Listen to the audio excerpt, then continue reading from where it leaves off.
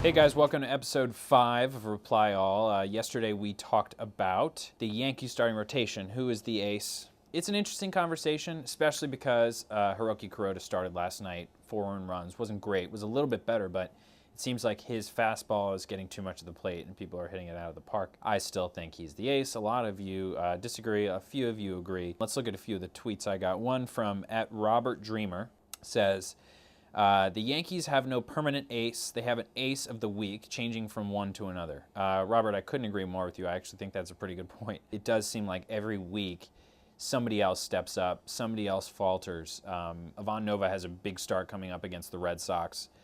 David Huff has looked great as a reliever. He hasn't thrown, I could be wrong about this, I don't think he's thrown anywhere close to 100 pitches, so it's going to be interesting to see how many pitches he throws. I would look for him to try and become an actual starter, 100 pitches a start around there. That's what the Yankees need. He's got the stuff. I mean, it's surprising he hasn't been better in his past.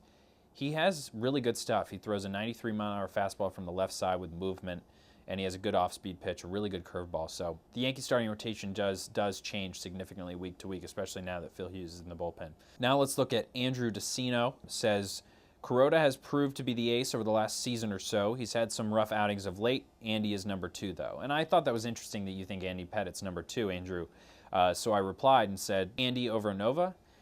He says, Nova has been great, but we are getting late in the season and close to postseason where Andy shines. You can trust him.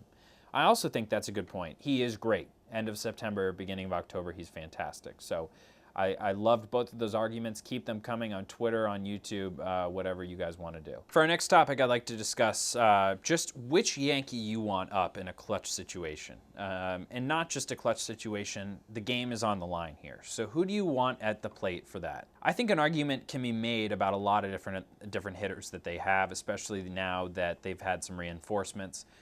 Derek Jeter is one of the clutchest hitters in Yankee history. Robinson Cano is one of the best hitters in baseball.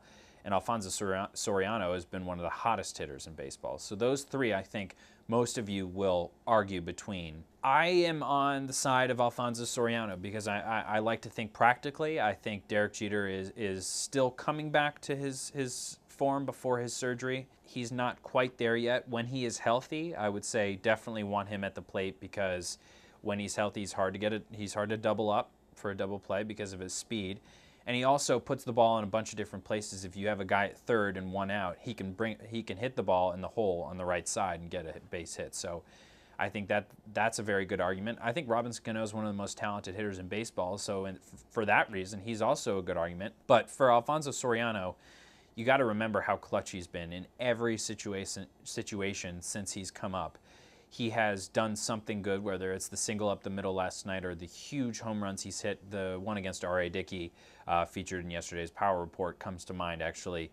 Just absolutely clutch, driving in an incredible amount of runs. So please respond to me on Twitter with who you think would be the best at the plate in a clutch situation, specifically Soriano, Jeter, or Cano. Who do you want up in that big situation?